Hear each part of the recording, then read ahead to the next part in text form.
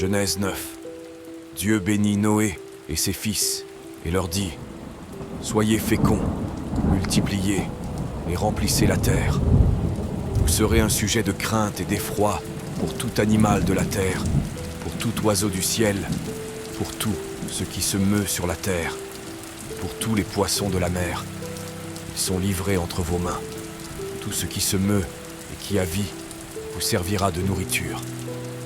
Je vous donne tout cela comme l'herbe verte.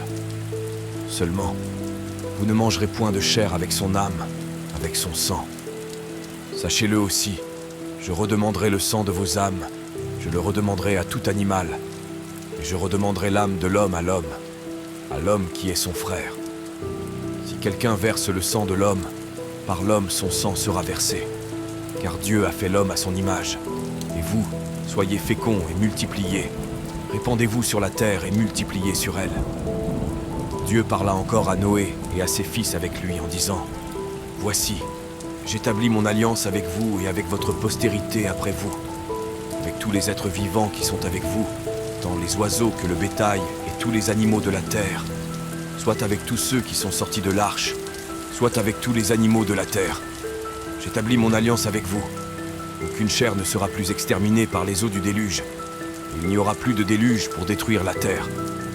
Et Dieu dit : C'est ici le signe de l'alliance que j'établis entre moi et vous, et tous les êtres vivants qui sont avec vous, pour les générations à toujours. J'ai placé mon arc dans la nue, et il servira de signe d'alliance entre moi et la terre. Quand j'aurai rassemblé des nuages au-dessus de la terre, l'arc paraîtra dans la nue, et je me souviendrai de mon alliance entre moi et vous, et tous les êtres vivants, de toute chair, et les eaux ne deviendront plus un déluge pour détruire toute chair.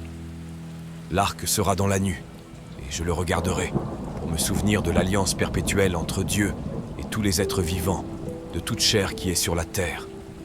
Et Dieu dit à Noé : Tel est le signe de l'alliance que j'établis entre moi et toute chair qui est sur la terre. Les fils de Noé qui sortirent de l'arche étaient Sem, Cham et Japheth. Cham fut le père de Canaan. Ce sont là les 3 fils de Noé, et c'est leur postérité qui peupla toute la terre. Noé commença à cultiver la terre et planta de la vigne. Il but du vin, s'enivra et se découvrit au milieu de sa tente. Cham, père de Canaan, vit la nudité de son père, et il le rapporta dehors à ses 2 frères. Alors Sem et Japheth prirent le manteau, le mirent sur leurs épaules, marchèrent à reculons et couvrirent la nudité de leur père. Comme leur visage était détourné, ils ne virent point la nudité de leur père. Lorsque Noé se réveilla de son vin, il apprit ce que lui avait fait son fils cadet, et il dit : Maudit soit Canaan, qu'il soit l'esclave des esclaves de ses frères. Il dit encore : Béni soit l'Éternel, Dieu de Sem, et que Canaan soit leur esclave. Que Dieu étende les possessions de Japheth, qu'il habite dans les tentes de Sem, et que Canaan soit leur esclave. Noé vécut, après le déluge, 350 ans. Tous les jours de Noé furent de 950 ans.